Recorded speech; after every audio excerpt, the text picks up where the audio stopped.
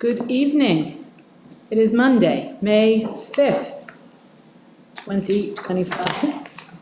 Happy Cinco de Mayo. Ooh. And we are meeting tonight, the Policy Committee. And I'm Linda Stone, and we'll do roll call to my left. Tracy Oseki, School Board. Michael Roosevelt, School Board. Ron Spring, Council Rock School District. Andy Sanko, Superintendent. Ann Horner, School Board. Bob Hickey, School Board. Matthew McCarthy, Tech Integration. And Yota Pali School Board. And online, on the phone? It's Falcon School Board. Thank you. So I'll turn it over to Mr. Spring. Thank you, Ms. Stone. This is just a reminder that for reliable, accurate, and up-to-date information about our district, please refer to resources, websites, and social media platforms managed by the Council Rock School District. We urge the community to be judicious in choosing where to obtain information and to be aware that there are unauthorized social media accounts using the Council Rock name that post false and misleading information regarding district matters. If you question what you are seeing, need additional details, or a reliable fact check, please contact the district directly. Our contact information is readily available on our website at www.crsd.org.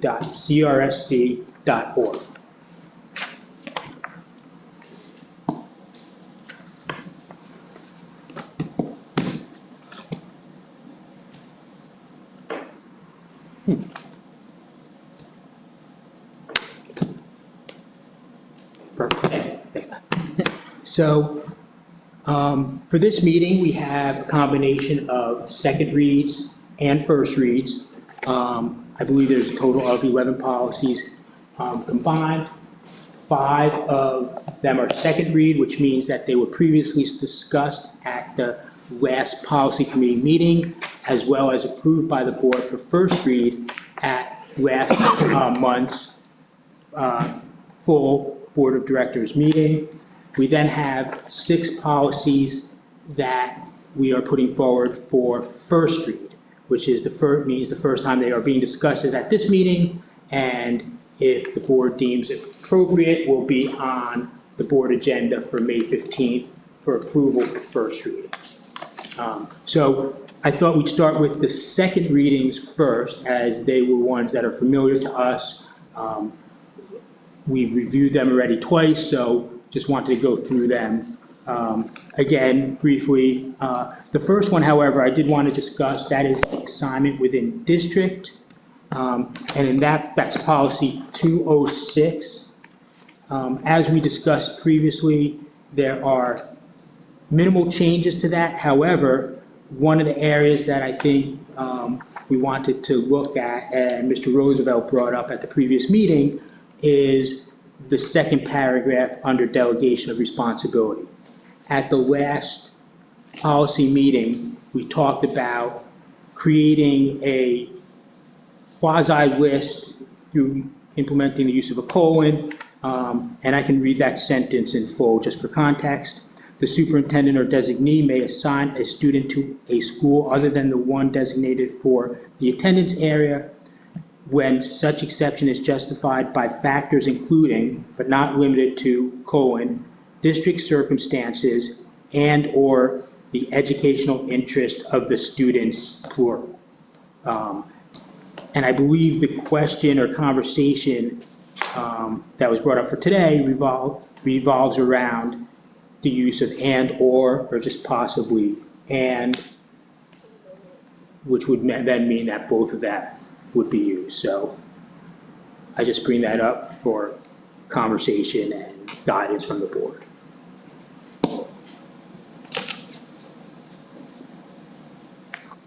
Does anyone want to start their comments on this, where they'd like it to stand? You had the comment at the board meeting, Mike, so. Sure, yeah, I guess I'll start off with a question. Did anybody not understand what I said at the board meeting? I'd have to replay it. Okay. My comment at the board meeting was that the administration, it looks like this policy has gone back and forth between and or. And the last time, during the first read of this, it changed or for and. We had the board had a conversation about and/or. And my comment was that reading the sentence, the superintendent or designee may assign a student to a school other than the one designated for the attendance area when such exception is justified by factors including but not limited to district circumstances. I believe it should read and the educational interests of the student, as this is a school, the main product is education, and this particular school district has chosen wisely to have the motto of students first. So if you have it as or and or, that de-emphasizes the educational interest of the student. If you have and, you're including the educational interests of the student when circumstances provide for the student to attend an area other than their home. So that's what I said before. I think students first would use the word and as opposed to and or more importantly, or even more significantly, I should say, or. The student's educational interests, the educational interest of the student should be included when the district is assigning a student to a school other than the one designated, if we are truly students first. I don't know if that made things clearer or murkier, but Well, I mean, if it's kind of a recap. If a student cannot go to their school because of class counts and so on, and students are being moved elsewhere, I don't think we're disregarding their educational interests. However, the decision is really based on circumstances other than that, wouldn't you say? Yeah, I mean, I mean, I think either way works, because I think we always take all these circumstances into account. yeah, So I think in theory, it kind of is always and, except, depending on the circumstances, depending on the issue, one circumstance would maybe more than the other. So I think when I look at it, I think it works either way. I do think and, to a certain degree, shows that we always take these circumstances into account. It doesn't determine which one will weigh more based on a particular matter. So I think either way would work. So I think and would work just as well. I wouldn't want someone to read the and say, wait a minute, I don't think this is in the best interest of my child, I want them at this school, and we say, no, because we have to look at the district, and, and legally may not be able to because of class size and so on. And I think that's why I feel it's an and/or situation, or at least an or, so that we're not married to discussing whether or not, what's the educational benefit, because that could be a difference of opinion. So then students first is just applied. No, it's not black or white, I don't believe that. But we have to look at all circumstances. And I think in a students first, and for a school district that has students first as a motto, that students' education should always be considered. I don't think it's an and or. If you're students first, it can't be and or, and it can't be or. But I'm just one of 9. I get what you're saying. To understand that, you made a point of the weighting, which is true. I mean, we want to take those in conjunction with each other. We want to make sure that we're doing both of those. So it doesn't make sense to do that because you're doing both of those. Or is kind of throwing it out there, but you can come back to say, we are taking the child's needs and the circumstances that the district is under. Correct. That's the way I understand it. Anyone Are you else? going to go around? So, of course, students are always first in their education, but if it's written as "and," I'm concerned about how someone could interpret it in a way that it's kind of like ties our hands if we have to, because of overcrowding in some classrooms, do a move that, of course, is in the best interest, because if it's overcrowded, they're not going to learn as well, right? If we have to increase the class size. But I think it gives more flexibility to do keep it as is and or.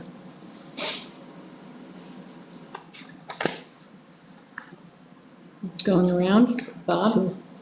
Yeah, I mean, I understand what Mike's saying, and I guess the question that I would have, the word that everybody, that nobody wants, or, you know, where this would come into play and how it could be argued or not, is, say, for example, somebody registers to go to school. And I'll just throw out, as an example, I register my son at Holland. In the second grade, there's no room for him there. So the superintendent or designee says, we're gonna send him to Hillcrest. How can it be, you know, is that in the educational interest of these students? And I guess that's the question, where could a parent argue, well, by my son not going to Holland with all the kids in his neighborhood, that's not in my son's or daughter's best interest. And I guess then the question would be to have a discussion about it where you could say that it actually is in your son or daughter's best interest, because if we move him into Holland, he's going to be in a class with 35 other kids, and he's not going to get the attention or needs that he needs, that he's going to get in Hillcrest where there's only 27 kids. And to that point, though, I do want to emphasize that, and I think this was Mr. Roosevelt's suggestion last time. It's the interest of the students as a plural, not. Correct. So if someone says, how is it benefiting my child? I think your point is correct. How's that? My students just said, well, it may not be of interest to your specific students, but to children, to students as a whole, it's important to maintain class sizes.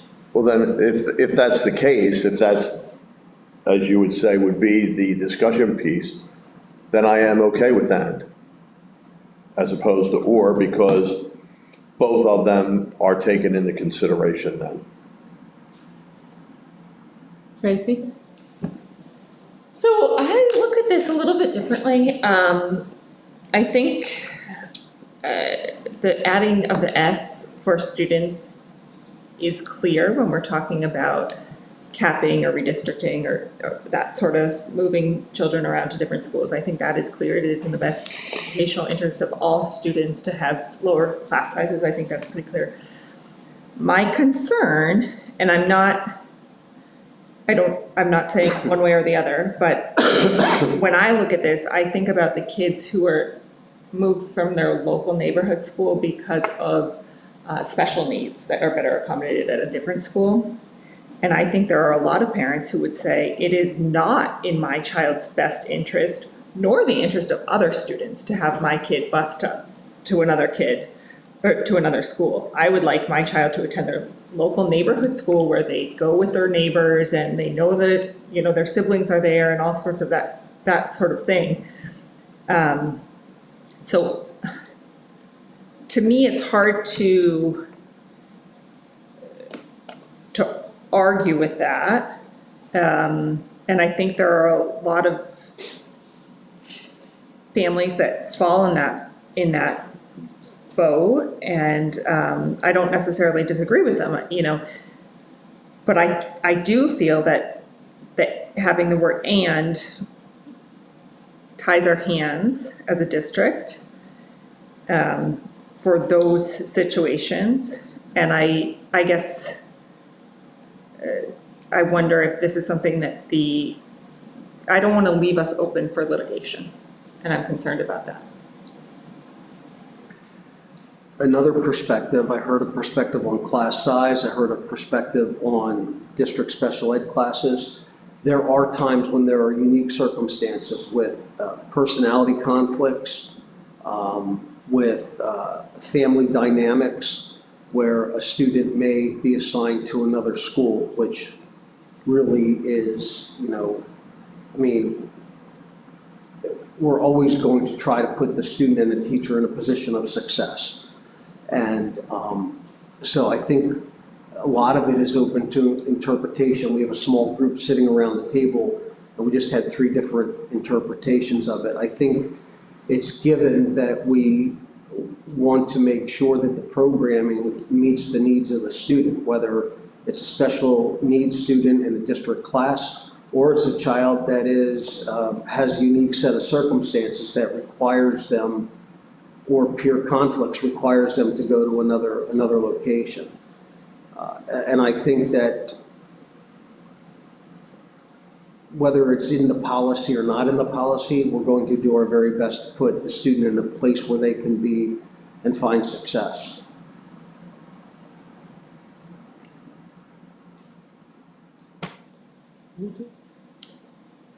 I don't know, I agree that it should be a little more flexible, and I think it goes without saying that students come first. But I don't think that the district should tie their hands that somebody may want to interpret this differently, which is why I would prefer to leave it as and or. I don't think it really hurts anyone. And Nikki, what do you think? Thank you. So I'm kind of in line with what you're saying, Ms. Stone, as in I hear what everyone's saying, but I don't think having an and or option doesn't mean that we are taking the students, education or students first always secondary.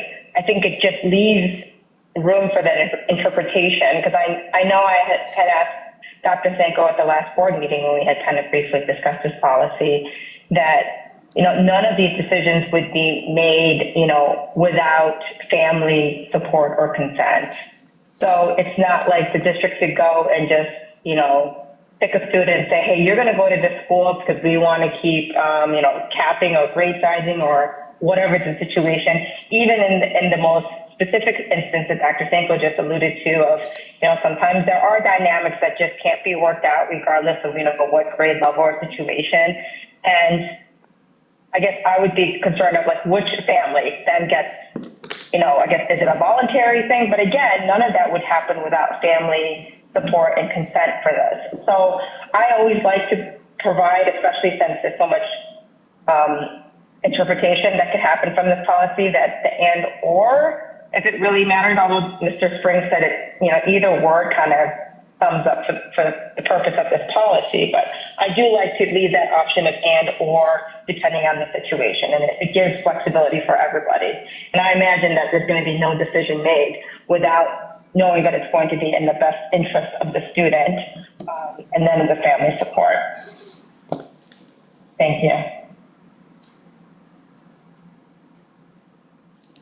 So do we want to take consensus, or we want to put this up? It'll end up being a vote at the board meeting? Or do we want to have a consensus here with who is here now? Tracy? I don't think we can have consensus, can we, with 2 board members not at this meeting? I don't know, because there's 6 of us here. Right, but you don't have, to her point, we don't have, we don't even have consensus among the 6 of us. Well, I don't know. So, I mean, we could introduce it at the board meeting and have a roll call vote on it and see where it lands. Tracy? I would propose, I'm curious, I guess, for the solicitors to look at it and see if they have an opinion about it. And I'm curious what other districts, how they have it, the verbiage. And I guess I would ask if we can kick it for another month and get those items and have it come back on the committee meeting in June? What do we think? Whenever our next policy committee meeting is. Yeah, I think it's June, right, Ron? We'll Sorry? meet in June for policy. Yeah. I guess if we go to look at like Bristol Township's policy 206 and they have a great way that they word it, I'd like to use that. I did look at a bunch of them, and I can tell you, it's and. It's and. Yeah.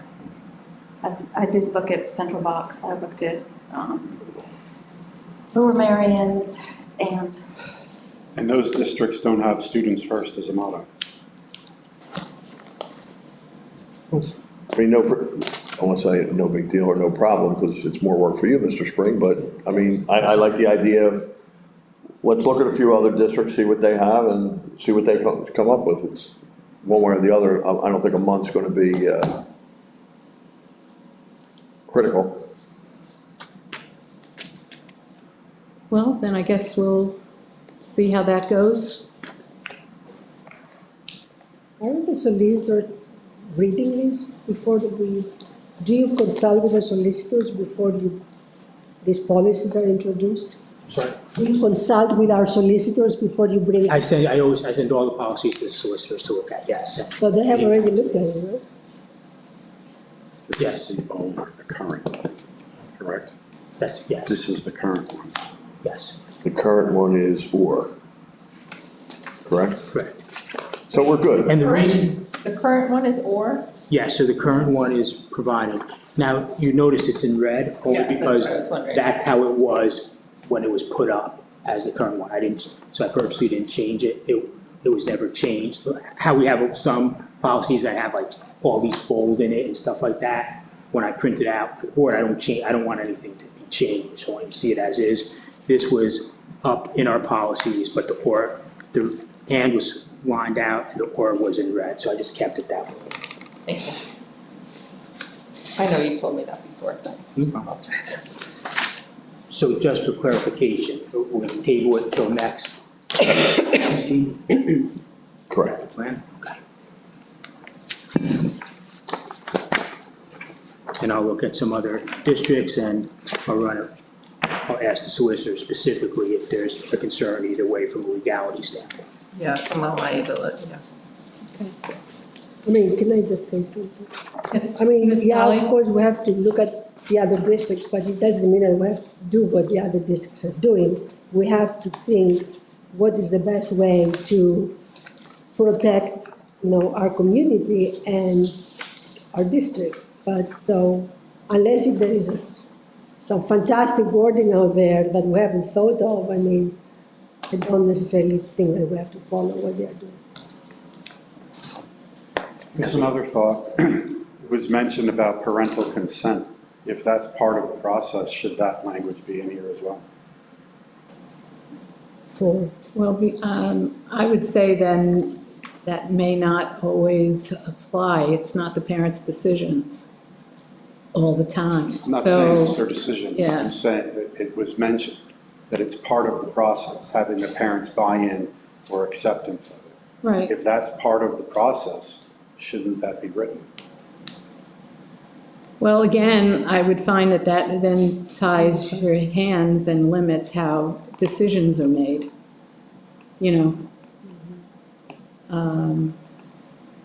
So I would not want to add that. That's why we say factors including. And it's a policy, not necessarily procedure. And the procedure is to involve the parents, So, does anyone else think that we should be changing this? With parent Okay. consent? Because then you get in the argument of, say you have a disruptive student, and the parent's like, no, I want my kid to stay. But yet in the meantime, he's disruptive to 400 other students in that building.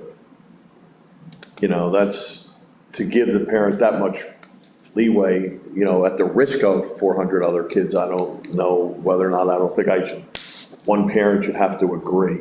That's on something like that. I think we're better off leaving that term out. I'm not suggesting that it be in or out. I'm just Oh, making proposing the notion of if it's part of the process, shouldn't it be part of the policy?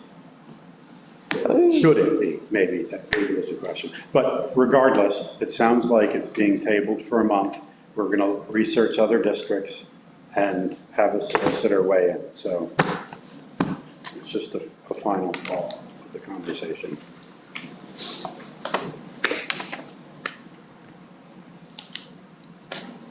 Okay. Next policy is 208, which is withdrawal from school. There limited modification to that, really. It's just, rather than laying out specific ages, using the legal premise of compulsory school age, which provides us, aligns it with the law, and then the building principal, just clarifying, saying the building principal shall ensure. And I believe there was no additional previous concerns raised with that. Through again.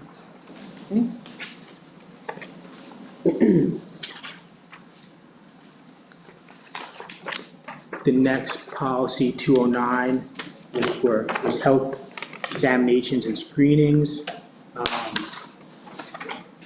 Some of the areas where we talked about from a substance standpoint, much of the changes are clarifying or just verbiage. Some of the areas that there are specific information in there is that one change we talked about was just clarifying, saying that the parent or guardian, will be encouraged to have the screening conducted by their private physician, again, for purposes of continuity of care. That was really in there, but it wasn't as clearly written, so that was changed for that. The other two areas that primarily substantive in the changes that we talked about was, once again, saying that anyone who reasonably suspects child abuse is required to report it. Once again, we can never emphasize that enough. We are mandated reporters.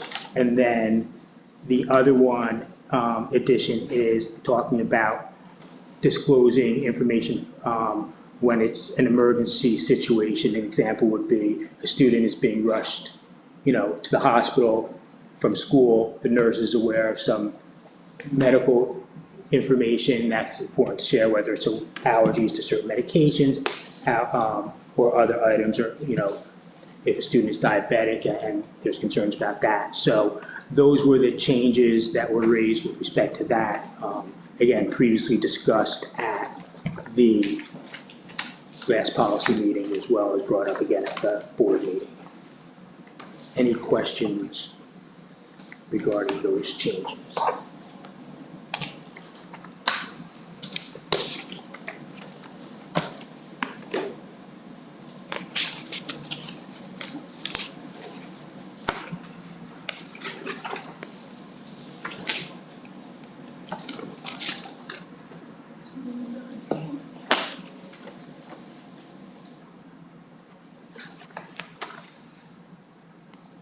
Okay, okay. Okay. 2091? 209, again, another second read is food allergy management. Once again, we're not talking about any major substantive changes, just clarifying verbiage, which talks about accommodating students whose special dietary needs create a disability, as we are aware of. Examples of disabilities under this policy would, for instance, are diabetes, severe food allergies, and so on. And also the importance of accommodating students who have special dietary needs, but may not fall under the definition of a disability requiring an IEP or that nature, such as, case-by-case basis. The example I believe I used last time may be a student who may be lactose intolerant or something of that nature. So again, really just clarifying verbiage with respect to the food allergy management policy. Yes, Mr. Roosevelt? Just clarify what you're saying there, Mr. Spring. I see the words reduce enrollment, severe or potentially life-threatening. I'm seeing severe, potentially life-threatening again regarding allergies. So are you indicating, here's another one, a normal adverse reaction to food that is triggered by the body's immune system. Are you indicating that this is just for the severe allergies, or is this encompassing of mild intolerance as well? Or are you? I believe it really refers to any type of food allergy. I think severe and life-threatening. Severe, I think, is a subjective term to a certain degree. I think the way I see it, it's really to address and accommodate any student who has a food allergy, where that food allergy can create a medical concern for that child. See, so this is inclusive then of the mildly. Yeah, If it's inclusive, why do we use the language of severe and life-threatening? Because I agree with you, severe could be subjective, but life-threatening is not. That's pretty clear. But, so I think it's just, that's discussed in the policy, in the purpose of the policy, not so much, just saying the purpose is to reduce, any type of adverse reaction. But when we talk about food allergies, we're talking about any type of abnormal or adverse reaction. And it doesn't really talk about levels of severity with respect to that. And I think it can fall under any of those. So if a student has a mild gluten and or dairy intolerance, it doesn't threaten their life, they don't go into anaphylactic shock, but it makes the rest of their day potentially uncomfortable, that would be included in this policy? Yes, so long as that student's parents or guardians meet the requirements, so they, they have a written medical statement signed by a physician, physician's assistant, or certified registered nurse practitioner, identifying their medical or other special dietary condition, the food that's to be omitted, and the food or choice of foods to be substituted. Yes, I believe that we would meet those needs. Good. And they're entitled to a 504 service agreement. Wonderful. Any other questions regarding this?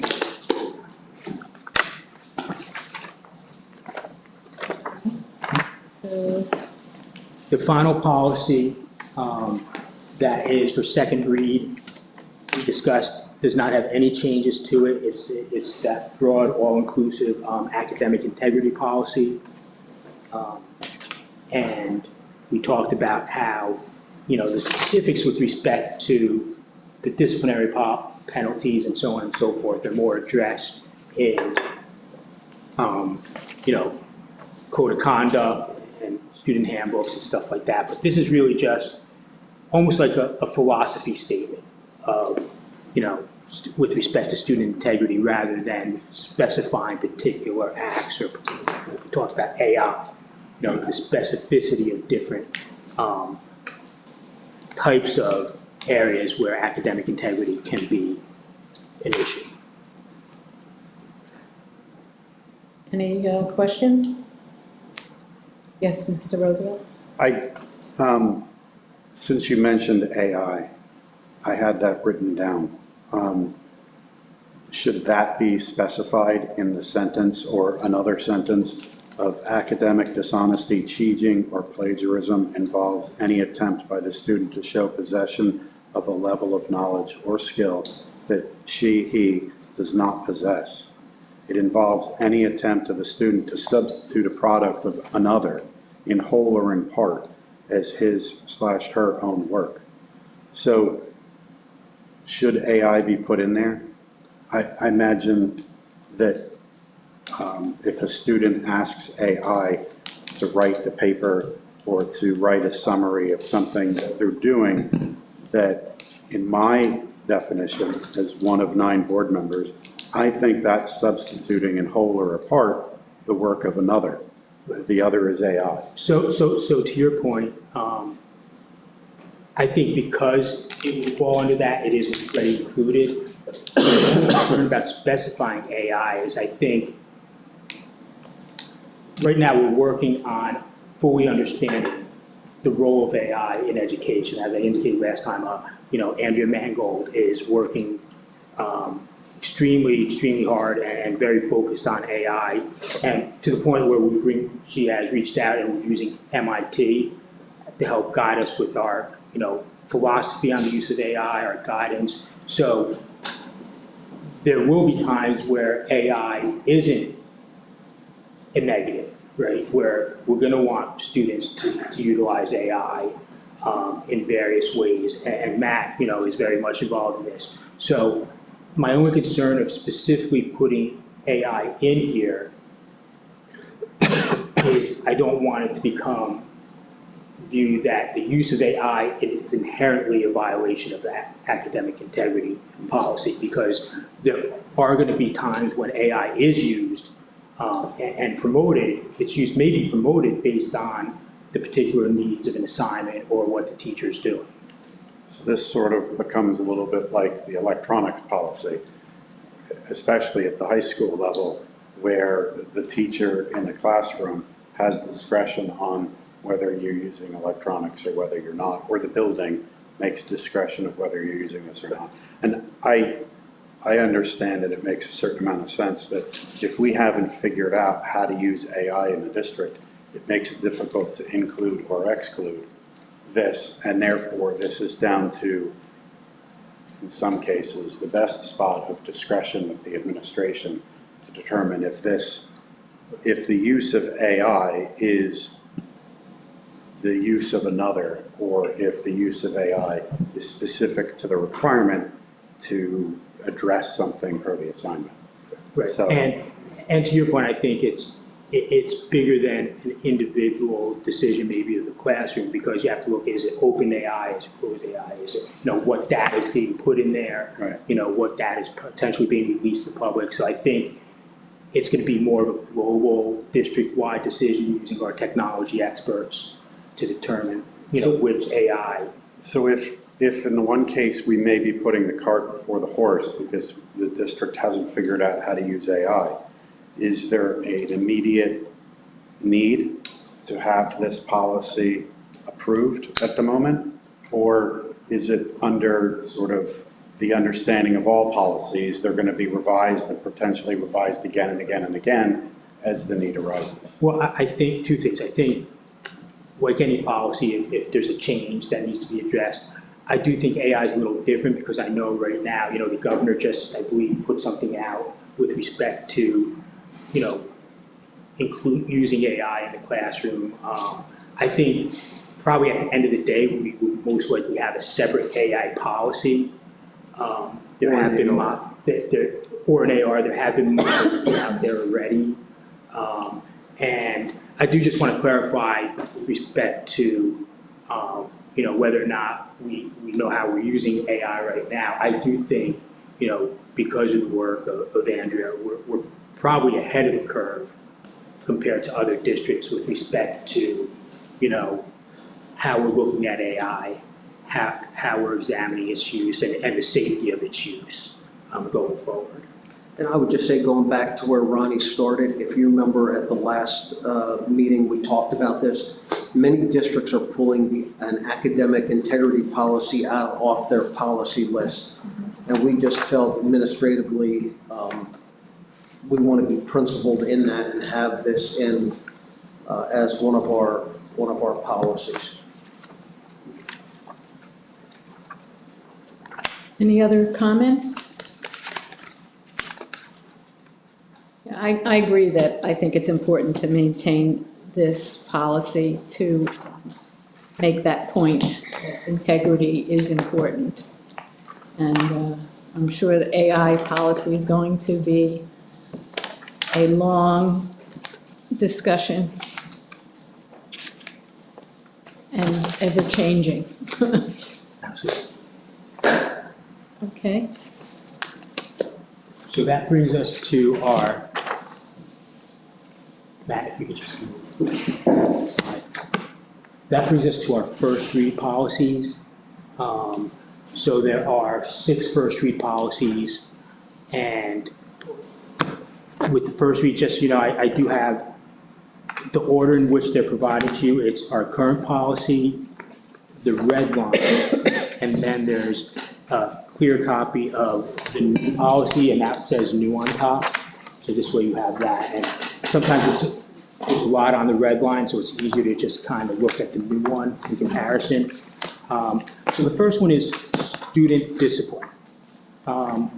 There's, a lot of red on here, but it's really, from a substantive standpoint, what we're talking about is kind of clarification, and this comes up a lot, is what type of conduct can be disciplined, particularly if we're talking about off-campus, out-of-school type conduct.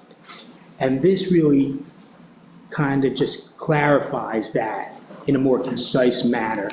And it's really aligned with the case law that talks about when you can discipline a student for off-campus. From a substance standpoint, really not that much different from the policy we have now, but really more of just a clarification of of the language and verbiage. And we'll go back to that in a minute. In addition, in here it talks about making sure that if the student's behavior falls under a certain type of conduct, that we have it, make sure that it is reported and is directed to the behavioral threat assessment team. What you'll find is a lot of times in some of these first read policies, they were initially passed prior to the behavioral threat assessment team verbiage, so that's being added in there as well. So in this case, if you look at the verbiage, it's very clear on how it now kind of talks about what is off-campus behavior that can be penalized. And it's laid out 1 through 5. Again, not that much different substantively, if at all, from what was previously laid out, but just in a much more clear, using much more clear language for understanding.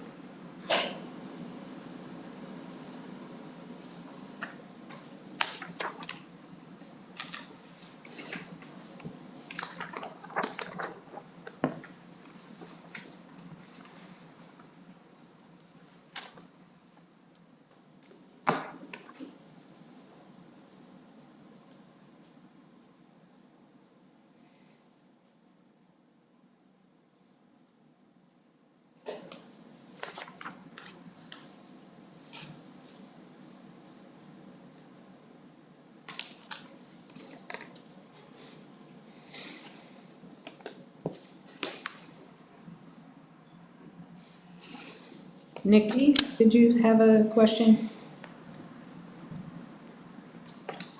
Thank you. Yeah, I just had a question. I guess I don't have the clear item in front of me, unfortunately, so I'm reading through the red line, so bear with me there here. But would this then help, or obviously it would include events where it's saying, kind of taking out the traveling to and from, but talking about where number 1, behavior of students at all times during the time they are under The supervision of school. the supervision, of the school, or at any time while on school property, while present at school-sponsored activities, and while traveling to or from school and school-sponsored activities, or at other times while riding in school-provided means of transportation. So this would include, obviously, such things as I know we had approved, such things as, like, especially in the high school, the trips, like obviously the end of the year trip to Florida, but also the trips that I think orchestra and band and some of those other organizations and groups they attend, that would be encompassing under this kind of category, correct? Because even though they're not funded by the schools, but they are part of the school, they're representing Council Rock and also since the board is approving them, because it somehow falls under the purview of a district-sponsored activity? Is that how I would say it? Absolutely, those would fall under school-sponsored activities, so much so that they would be considered on-campus behaviors. So versus behaviors that are off-campus. So at the very end of what you read, you'll see, unfortunately, I apologize, in the clear version of it, of the new policy, it actually has in parentheses right after that, it says on-campus, describing that as on-campus behavior. It then goes and discusses what is the off-campus activities. And that, the general rule of thumb that we know is does it materially substantially disrupt, the school environment or educational process if something happens outside of school? Does it involve the theft or vandalism of school property? It talks about proximity and timing, so kind of discussing in school that you're gonna do something bad to say, I'm gonna, after school today, let's vandalize, the principal's car. That may happen off campus, but it's enough of proximity to the school, it was discussed in school where it can be penalized for those purposes. So it just helps clarify, again, really laying out what the law is, both primarily case law, as to what falls under off-campus activities that could be disciplined in school. And just to expand upon that a bit, so this would apply to everything from an elementary trip to the Franklin Institute or the Kimmel Center, to a high school sports team going to an SOL school, another SOL school, and doing something they shouldn't do, to the Florida trips or the international music trips we take.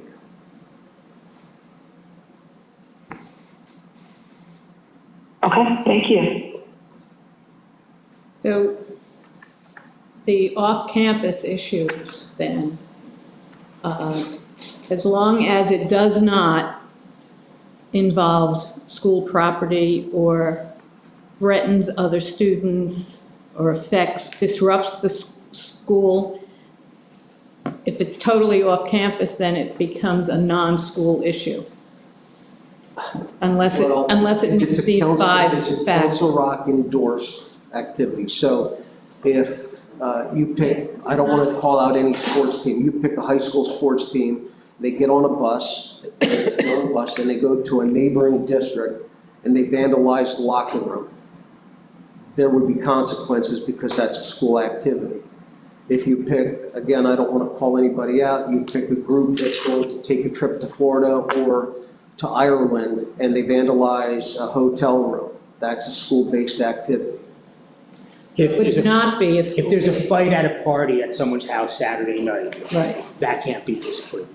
unless it Then happens. carries itself back into school. And you see, that is what you see a lot with social media. A lot of times, so issues happen on the weekend on social media and then carry back into school. Those, once it comes back and creates a disruption in school, then it can be addressed by the school. But the cleanest example to what you're saying is two kids go to a party, get in a fist fight. By Monday, it's over, no more issues, they're back in school. The school does not have the legal right to punish those students. Yes, Ms. Polly? So there have been instances that, so the school is out, and then there's tons of kids all over Newtown, and some shop owners complain about their behavior, the way they, I don't know if they do anything that is really, I'm not talking about like stealing or anything like that, but just being very rude. And then there's complaints, look at all these Cancer Rock kids, they are like all over town, and don't they have somebody to supervise them and tell them how to behave? And, is there anything we can do? I mean, if we identify the students, can the school do anything? We do. Unfortunately, there are some things that happen when school's not in session, and oftentimes law enforcement, somebody does something to vandalize a business or loiter, they oftentimes come to us and ask us, can you help us? And we always cooperate with law enforcement, but again, that's outside of the umbrella of the school. We don't really have any jurisdiction on a Saturday or Sunday if someone's in Chick-fil-A or in the parking lot of the Staples Center and someone makes a poor decision. We work with law enforcement to help them do their work, but it falls outside of us. Yes, To clarify that, if they're outside the school and there's a threat or any social media stuff that comes back into the school, that becomes a school issue. As soon as it's involving Council Rock as a whole, it becomes Council Rock, right? Correct. Okay. Well, as soon as it becomes back into the school during the school operating hours, And it creates a disruption. then it creates the disruptors. If it happens outside, for example, there was an incident not too long ago where, and I don't know, it was alleged, and I'll use that term, where Council Rock kids allegedly keyed a car. There's nothing that the district can, it's not the district's, I don't say it's not their problem, but discipline-wise, there's nothing that the district could do to those kids if indeed they were Council Rock kids or, Archbishop Wood kids or any kids. It becomes, Now, if it was a school-sponsored event, let's say there was a field trip to go to Staples and somebody keyed a car that we endorsed that field trip to go to Staples, then we have jurisdiction. or if they made this conscious decision and were planning this event while they were at school to do this vandal, then it becomes a school issue as well, Correct. right? Okay. You'd have to prove that that We was could- happened. right, Yeah. right. Yes, Mr. Roosevelt? Separate stream of thought here. Flipping to the last two pages, I noticed that there are a substantial number of red lines of PA code and USC code that are stricken as a recommendation. Could you tell me where these recommendations to update this policy comes from and how these law references are being removed? So these come from, we get policy updates from PSBA. And it's based on updated statutes, updated law, updated verbiage. Sometimes things may be crossed out due to the fact that they may be moved in different places. Sometimes the law may be repealed or it may be amended, and that's why that's change in a site is put in there. So we don't have any specifics of why these have been removed from this policy. Excuse me, most of them So- aren't removed, most of them are changed, I would say, right? Well, there's red lines through it, And look next to the red and then one. there's, so maybe that's an example of it Changing it. So for changing. instance, Okay. Yeah, yeah.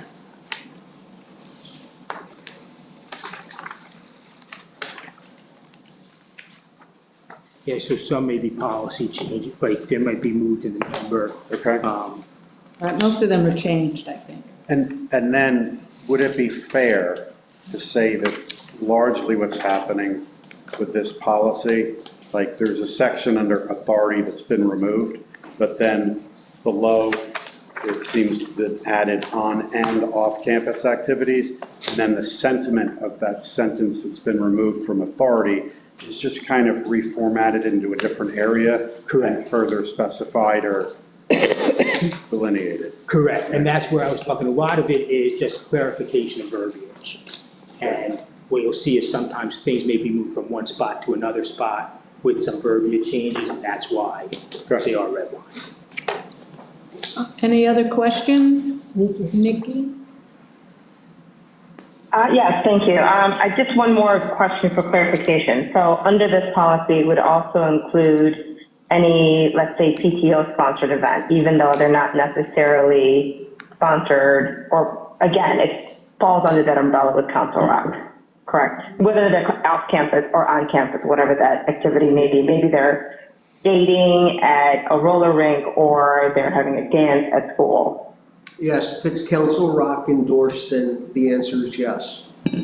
If a parent decides to get a bunch of kids together and take them roller skating on a Sunday afternoon, then no. But if we're chaperoning it, we endorse it, we advertise it, then the answer is yes. Okay, thank you. So the school endorses the PTO events? Is that how it is? Yes. Okay. Any other questions? Okay. Ooh, weapons.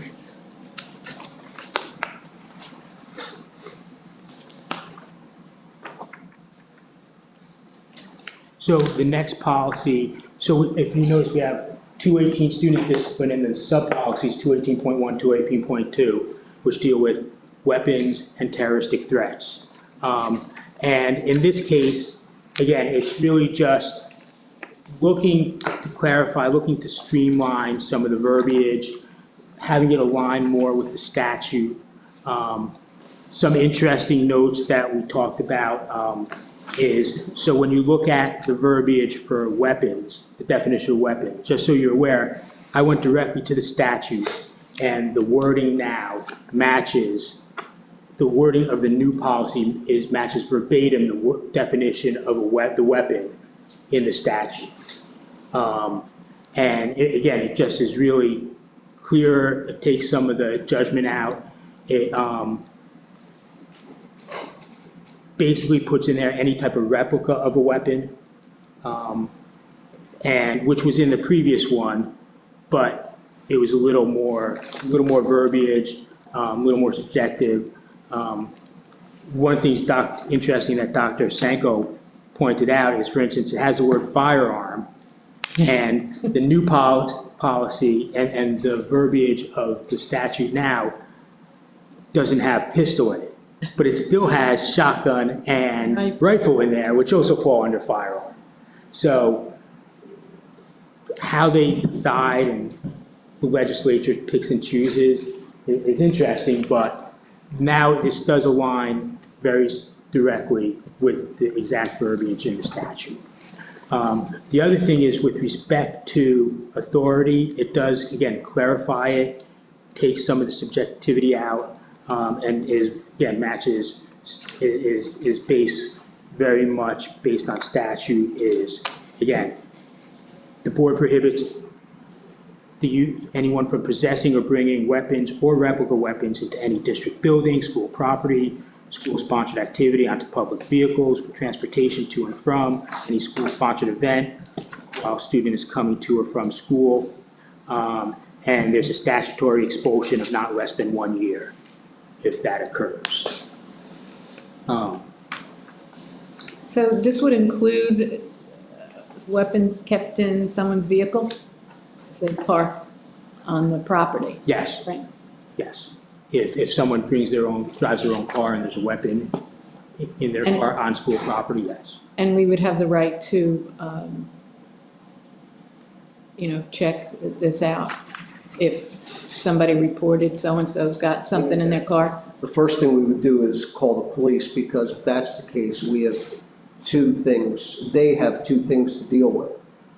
A school consequence and then, law enforcement consequence. Ms. Oseki? My question, I guess, is similar to Ms. Stone's, but when it talks about possession, it talks about, if it's on the student, if it's in their locker.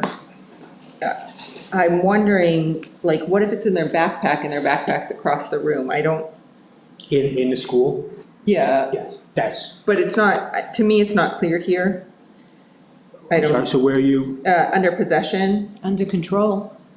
Well, what if they leave their backpack and they go, to the soccer field or something? I don't know. Right, that would, if it's in their bag, that would be in their possession. But what if their bag is not in their possession? It's on the property It being would used still by the be, school. yes. There's a clause in there that says on property being used by the school. Yeah, and it would be in their control. So no different, it would be very similar to the argument of, I have a weapon in a car. While I might be in class, that weapon may be in the car Okay. in the parking lot. Any other questions? Mr. Rosenberg? Yeah, I'll just jump in. I also found that very bizarre that the word firearm is included along with shotgun and rifle, but pistol excluded. And while that aligns with the statute, we have the ability at Council Rock, the Absolutely. school board, to re-include it. My inclination is either to get rid of all of them and just leave firearm because pistol, rifle, and shotgun are inclusive of firearm, or leave it, include all of them, have firearm, shotgun, rifle, and pistol. I don't know why we're just getting rid of pistol. It seems bizarre, unless we really want to kind of dive into the weeds here. The ATF has a description of what firearm is, and incidentally, I believe it excludes black powder, which is why you can order, well, maybe I don't want to be saying all of this, but the ATF's description of firearm seems to exclude black powder, but you could have a black powder shotgun, rifle, and pistol for that matter. So I don't think we want to get into the semantics of having somebody bring a black powder, I'll call it firearm, into school and trying to get away from it. We had the same discussion around what you just said about pistol and does firearms encapsulate, does the word firearm encapsulate it all or not? Right. We went back and forth a couple times about do we keep pistol in or follow the statute? And that's why Ronnie started by bringing that up here, because we did in a small group preparing for this meeting. There's Discuss that. there's no impediment of including pistol in there, if we wanted to just keep it in. The only reason I would say not is Mr. Roosevelt brought up, black powder is pistol. Right. So to take pistol out would probably be correct. But it does also say any other tool, instrument, Yeah. or implement capable of. So, I mean, there's no legal hurdle to overcome. We can include pistol. There's nothing legally prohibitive about it versus keeping it out or however, or. I'm in favor, if you keep shotgun and rifle, you keep pistol. If you get rid of pistol, you get rid of shotgun and rifle. I don't necessarily think the latter is better. I think we should, but. I would hope this would never be an Right. issue, Yeah. right? The other thing that I was flipping to, because I recall talking about this policy in recent years, and I flipped to the back and I see the adopted date, the last revised date, and the last reviewed date of all being struck through. That's the only reason that I can explain why they're Good. struck through. Okay. Just because in the red line, if those dates are on the actual policy, On the new one? on the new one, we don't have adoption date, revised date, or reviewed date, so that's why it's crossed out. But it just naturally crosses it out because So we want to it include compares. that. We do include that, but we Okay. include it in the top. The Later. red line is just a clear comparison of the two. Okay. If one, So these, so those would be there, they're going to with the be new there dates. with the new dates? Correct. Okay. So, because the only other thing that I'm thinking about, and I don't want to draw specific attention to any specific event or individual, but there was reason to include some language which seems to be removed now, specific to discharging a projectile capable of discharging a dangerous or potentially dangerous substance into the air. That type of language particularly wanted to be included as definition for a weapon, and I see that being struck through, which then, for example, what happens if you have somebody that is discharging an aerosolized chemical, for example, that injures students to one level or another? Is that no longer a weapon? It is if it's an implement or tool that's capable of inflicting serious bodily. Well, we got rid of device also, I noticed. It could Any be tool, instrument, device, or device, right. implement capable. I think device should be left in. And the word serious is subjective. I'm almost in favor of striking that to just leave as implement capable of inflicting bodily injury, instead of having some arbitrary discussion of, well, it wasn't serious bodily injury, they were just coughing for 15 minutes. It's not like they were seriously harmed. They were fine 20 minutes later. And they got some fresh air after they woke up from being passed out, right? I mean, we don't want to have that type of a thing going on. I guess it's probably going to be anyway open to description. What if somebody came in with a Nerf, shooter, Right, right? exactly. And it shot out little Nerf balls. And nobody was seriously injured. It's a They replica. just, What? It's a replica of a weapon. I don't know you call it a weapon. I think you call it a toy. We would call it a weapon by definition. It came in by- It's a replica. It's a replica. well, some of the Nerf things aren't Those specific. Nerf It guns, says those Nerf replica. things? It Yeah, says replica. It's not allowed. What do you think, Ron? I would take the guidance of the board on that. I don't see any legal issue with any of the things that are being discussed here, so I think it would be at the, whatever the board feels appropriate. I mean, we already have tool, instrument, or implement, having device in there, I don't see as being a hurdle of any if we want to keep device in. If we want to keep pistol in, again, I think a pistol clearly falls under weapons, so to have it listed, there's no downside to it. If we want to keep pistol in, I think that's easy enough. Yeah, I mean, we've got nunchucka included, but we don't have the myriad of other sort of martial art weapons included, which Like is. those stars? Yeah, exactly, right? I mean, that could fall under the tool, instrument, or device area. But just this sort of list is bizarre, what's included and what's excluded. Yeah, and But I think it's just used for Understand. right, for understand, because it says include but not limited to, so we don't need it to go 20 pages. Yeah. I mean, for the sake of agreement and moving this discussion along, my recommendation is, fine, add pistol, remove serious. I mean, that's just me personally. And keep in device. Keep device and. Well, I don't care a device, because a device to me, a device is a tool Cool. or an instrument. Yeah, I think it's probably easier to keep device in, is less of a discussion than keeping pistol in. I think both should be in, but once again, you're right. Included but not limited to doesn't exclude anything, but just in the list of examples. Talking about tying hands, I think device should be kept in to avoid because I'm thinking of a specific thing, and you know what I'm talking about, where we had a family that had issue with this policy in particular.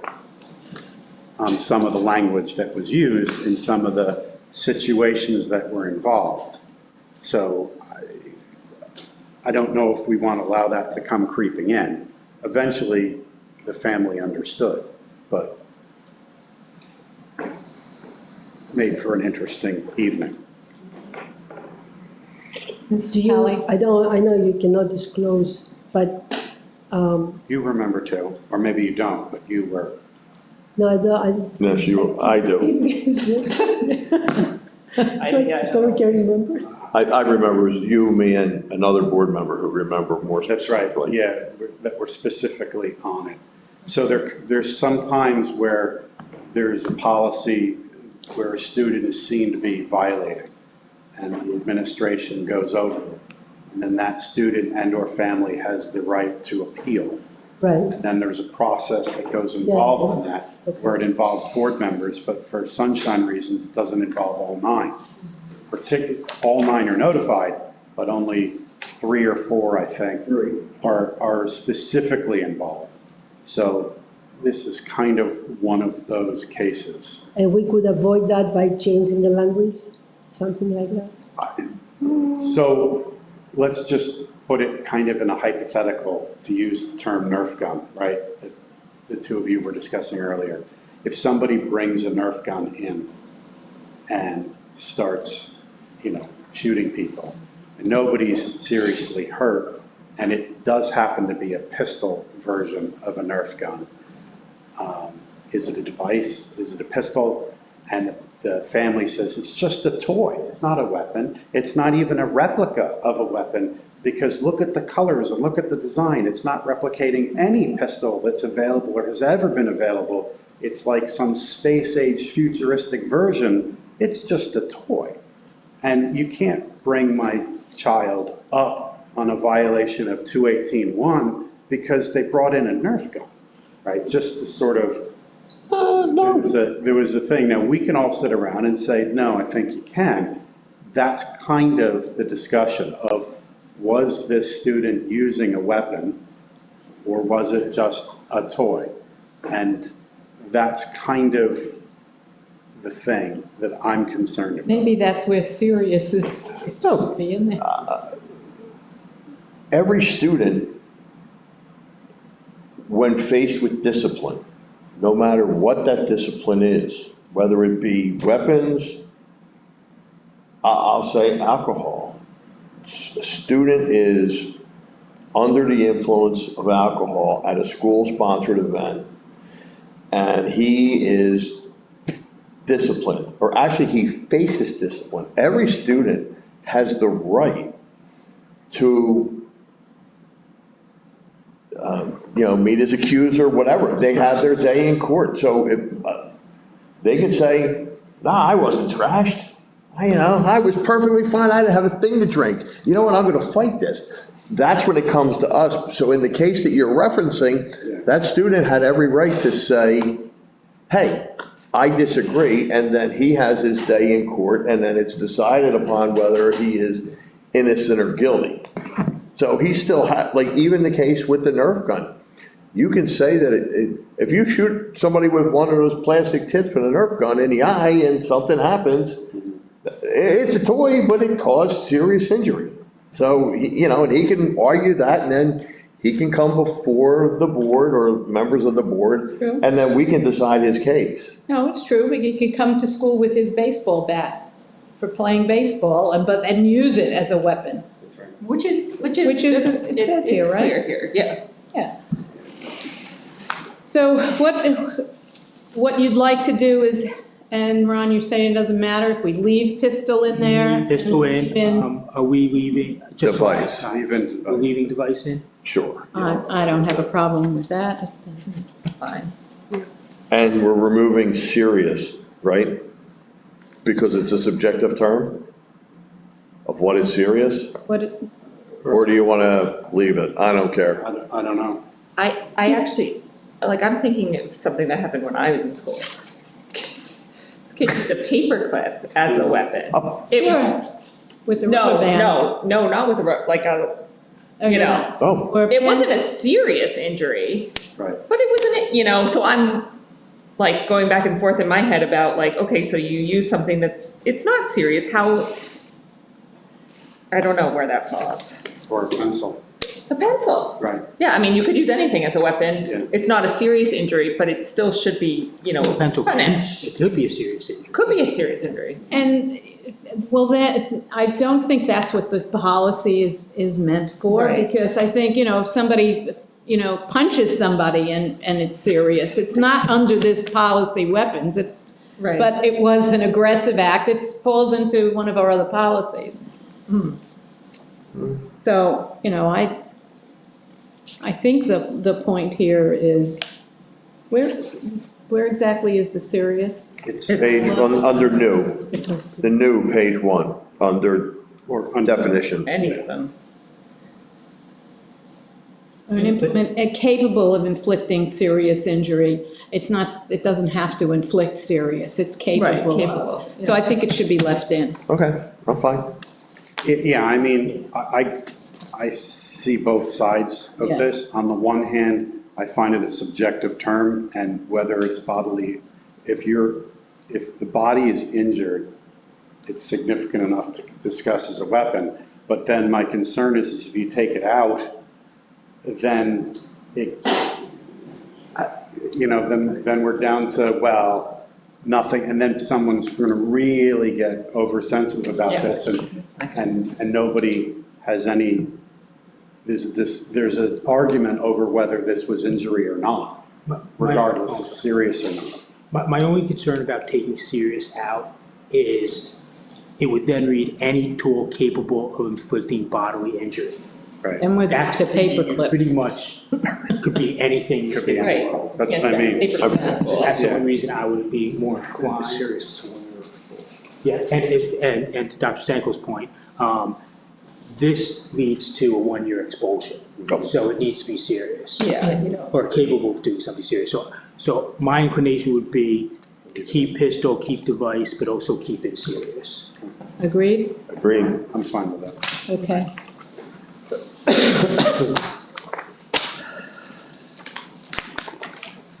The next policy is 218.2, terrorist threats.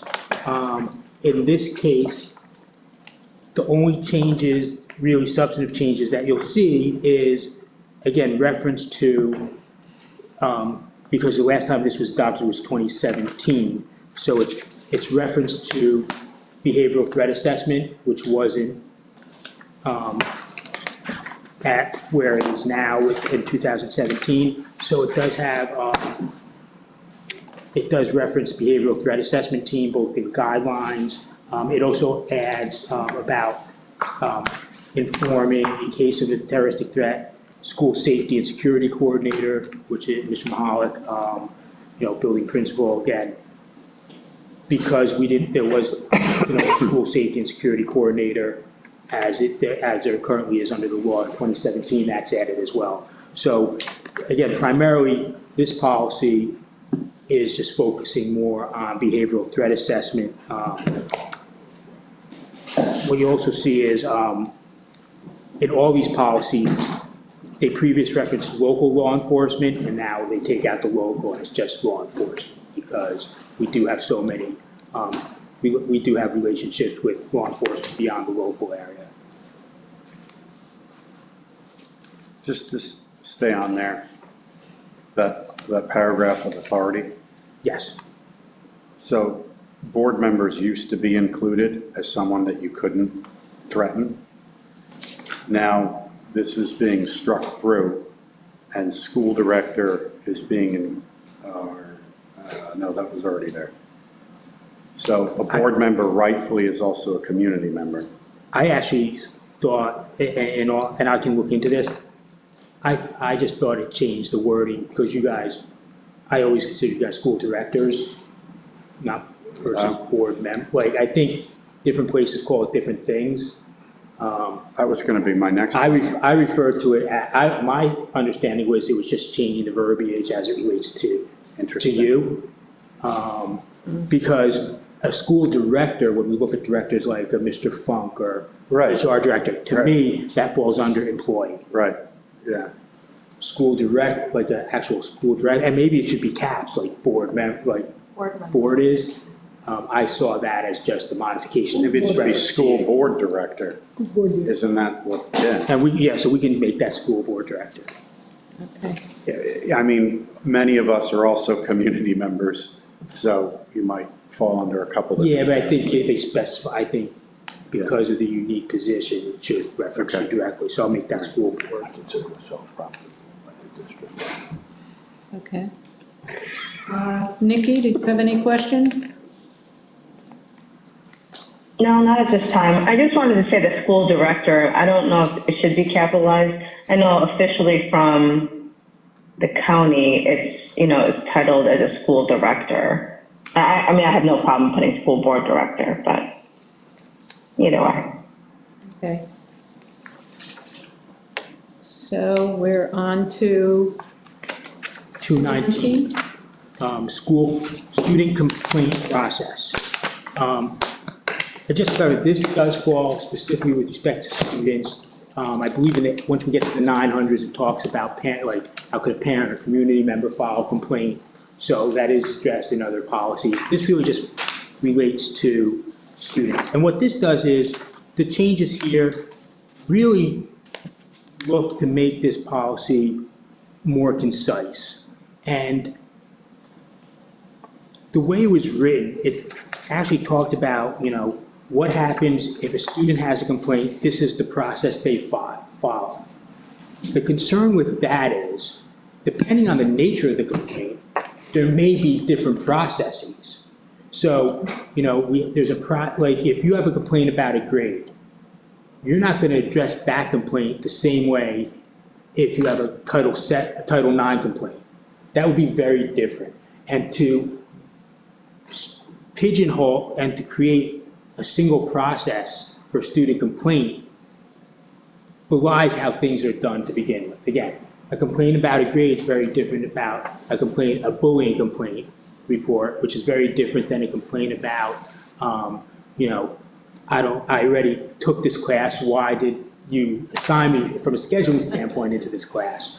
So this really just, the new policy or the policy it's written, really just emphasizes the importance that it's very important that districts recognize complaints, they address the complaints in the appropriate manner, and that there should be no retribution against any student for filing a complaint.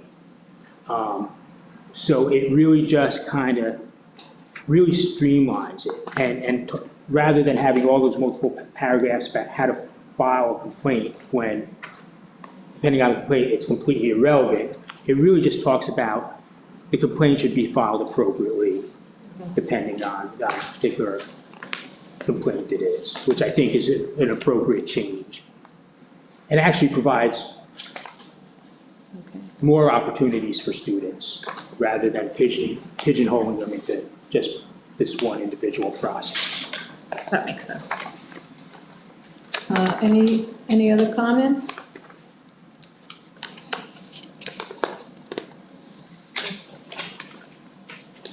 So, 221? So, 1 second, I'm sorry. The next policy deals with dress and grooming.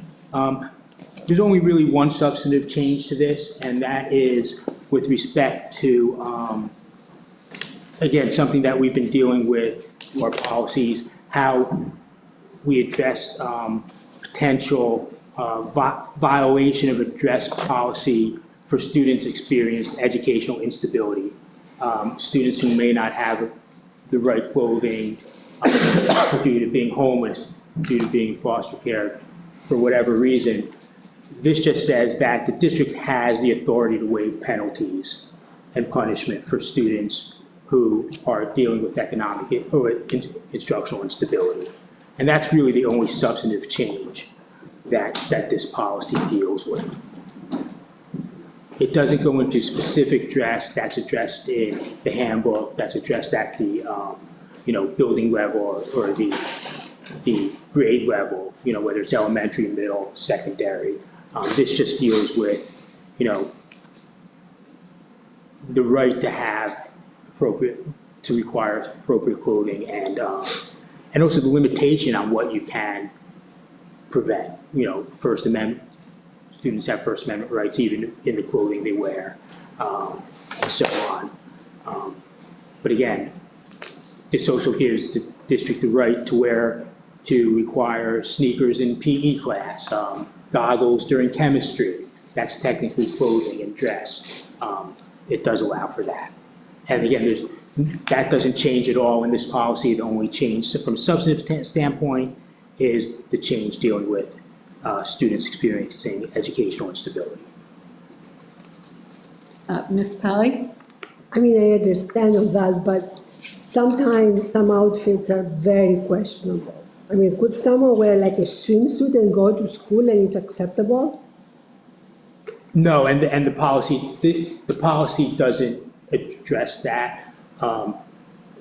With respect to what's appropriate and what's not appropriate to wear in schools, that would be laid out, in the student handbooks, and stuff like that, I will say, as a high school principal, that was a very difficult one to tackle. But, that's something that, building administrators, particularly at the middle high school level, I can only speak to that from my high school experience, we have to tackle sometimes. Yeah, that's a tough one to have to address, but I didn't hear- there are I didn't specifics say. laid out. Well, what did you say? I didn't hear what, did you use a specific? Well, I use the swimsuit, wear the swimsuit to go to school, because I said you can't just wear anything you want and go to school. I mean, you have to respect yourself and your others, right, your peers. You cannot just, sometimes I see kids that were like dressed like, I don't know. Oh, well, this is where this good line comes in, because I had this, somebody talked to me about this in school, like somebody, if you come dressed to school in goth or a furry, for example, let alone inappropriate dress. I'm sorry, what was it? I didn't hear. Yeah, Doctor. like, or like furry, like an animal, whatever the case may be. Except when their choice disrupts the educational program of others. So you're a disruption. If you're walking around like that, you are disrupting the educational opportunities for other kids. So you can be told to remove or change that outfit, unless, of course, you fall under the exception. Or First Amendment. So I think an example of that was, and an example that I dealt with, particularly around election time, right? If someone wears a particular shirt for a political party, whether, it doesn't matter which one, it may create a disruption if someone from another party doesn't like it and they get into it. In that case, it may just create a disruption. However, that child has a First Amendment right to wear that particular item. So Easy there's way to various solve all exceptions. What's that? uniforms. Are you proposing that? Oh, I would if I could figure out what it costs to wear a nice polo shirt and a pair of slacks. It would lead to no disruption, that's for sure. You wouldn't even need this policy. The district would provide a couple, I don't want to say uniforms, but polos with Council Rock logo on there and jeans, and you wouldn't question it. However, it'd be an expense that district probably can't handle at this point. All right, I'm taking it, nobody is going to go down that rabbit hole? No. That's okay. So, any other questions regarding the dress and grooming? I have one more. Oh, Yes, Ms. Powell? So, again, and it's probably at the school level, right? But what if someone comes to school and they're like not clean, And it's like a grooming thing, and who knows what the reasons are? I'm not judging, but if something like that happens very often, it could be very alarming. Is the school doing anything in this case? Yeah, so I think before the grooming or at the same time, there's a health and safety concern. The nurses and counselors would be involved in that. And again, dependent upon the grade level and the needs of the student, it could range from anything from, deodorant and toothpaste to, feminine products. But the first line of defense on that typically is when there's knowledge of it, is the counselor and health office. Okay.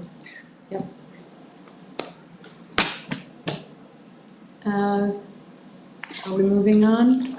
Nikki, any comments or questions? No, I'm good right now, thank you. Okay, so is this the last policy? Yes, so the last policy is 225, student debt. There is no change to it. This is, the policy that I believe is being followed right now with respect to financial obligations and how they're collected. It's with respect to food services, that's a different matter. This deals more with, failure to return a book, or, failure to return your athletic uniform. I can tell you usually, a lot of times the way it's done, and this is just an example, if it's a high school student and it's a senior, a lot of times maybe you'd say, well, you can't buy your prom bid until you pay off your student debt. Or you can't go on the class trip unless you pay off your student debt. So there are, there's various means. Again, we're not requesting any change to this policy. This is policy that's been in place and that's being implemented at this time.